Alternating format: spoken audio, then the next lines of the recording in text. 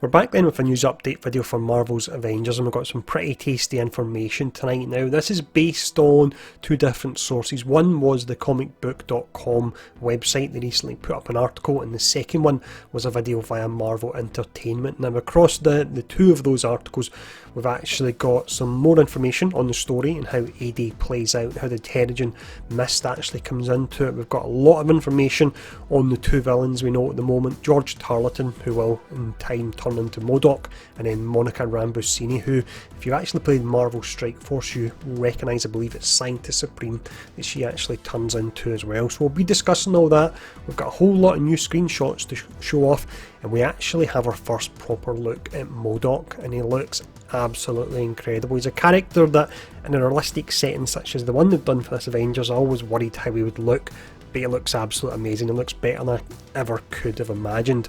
Now, before we get into all that information, two things very quickly. One, if you are enjoying the videos, take the time to hit the like and the subscribe button. And the second one is that the last video I done was a breakdown of the Black Panther data mine that was available on Reddit. In that video, I actually mentioned that I would be looking to do breakdowns of other characters that were available in that data mine. It has been removed, unfortunately, all the information that was available on the subreddit.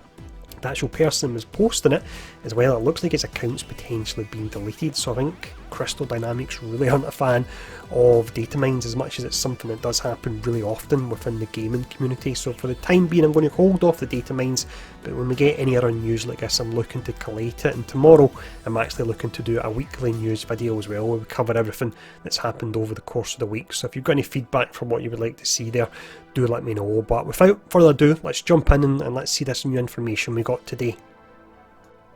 We'll start off then in some of the information we got via the comicbook.com website. This actually tells us some stuff about AD we didn't actually know, so I'll just read this out here.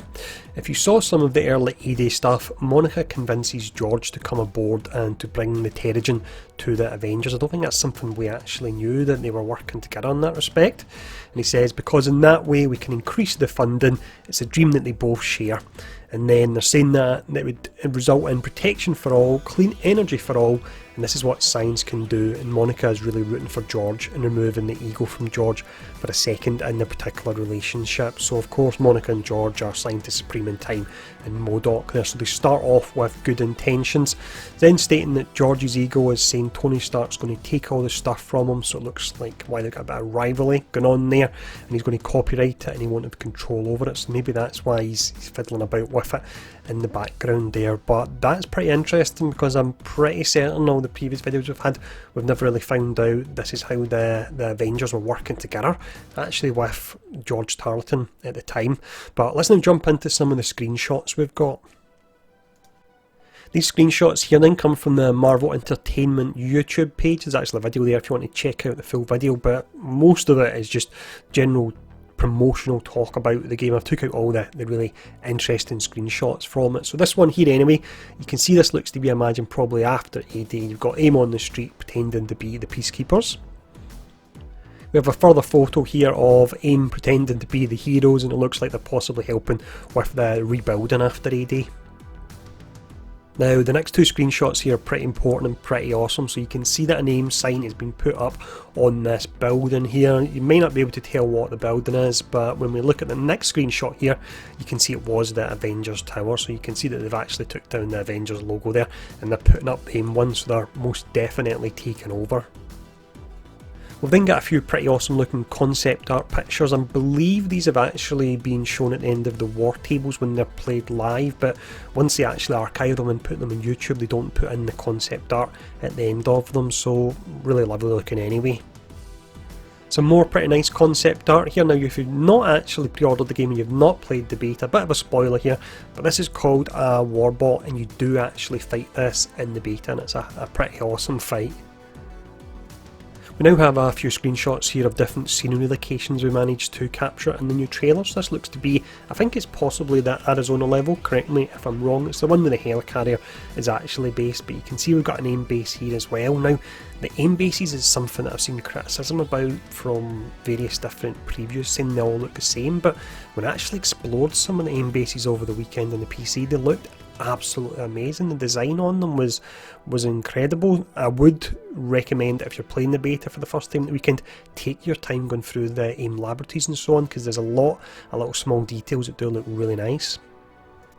Another awesome looking scenery screenshot here. We've not actually had the chance to play this level out and open in the beta. All the ones that were actually in that particular region were within labs, and I really can't wait to get my hands on this level because it looks incredible. We now move on to what really was the focus of that article and the video. It was talking about Monica and George. Sounds like I'm talking about an episode of Friends or something like that. But you've got Monica Rambuccini first. You can see her here, the design for her. And then we actually have a nice little breakdown from the voice artist that's playing her as well. So this is a nice little bit of information if you're not too familiar with her. I'm not at all, other than the Scientist Supreme connection from Marvel Strike Force. But the voice actress was saying, what I find so powerful about Monica is her genius, the fact that she's such an incredibly brilliant scientist, and then on top of that she's got that sociopathic streak, which I think comes from an intense intellect and that drive for experimentation and digging through things. She has this one-track mind in a way, and that's what I feel is her strongest point and what makes her so powerful. Also her drive, her ability to manipulate everything around her. She's a perfect specimen of a person, which makes her a perfect villain, and I like that. Now, there is a bit of a spoiler I'm going to mention here, so if you want to avoid it, jump forward, let's just say 30 seconds or a minute. So, when I was looking through the data mine for it, I actually get taken down. It looks like you will potentially be fighting Monica Rambuccini. I'm not sure if it will be Monica you'll be fighting, or it will be Scientist Supreme. She'll maybe have changed by that point in time, but there was quite a few references to her and a battle at various different stages as well. We move on to George Tarleton now, who of course will be MODOK. We have seen him a little bit in the beta, and I believe we've seen some images. So here he is before he actually turns into MODOK. You then of course have the one image that showed at the end of, I think it was possibly the last war table, so you can see the image on screen here. Now it gives you a bit of an idea of how he looks, but let's see how he actually looks a wide shot, and he does look amazing. So here we go, look at that. Absolutely incredible. I had no idea how you could do MODOK in a almost live action setting, but if we were to see something like this in an MCU film, I think it would really work. They've done incredibly well to bring a character who is essentially a big huge head that floats about in a chair, but they've done it. They've absolutely nailed it, and he does look incredible. So yeah, there we go. Let me know what you think in the comments below, specifically about MODOK, but let me know what you think as well of everything else we've covered.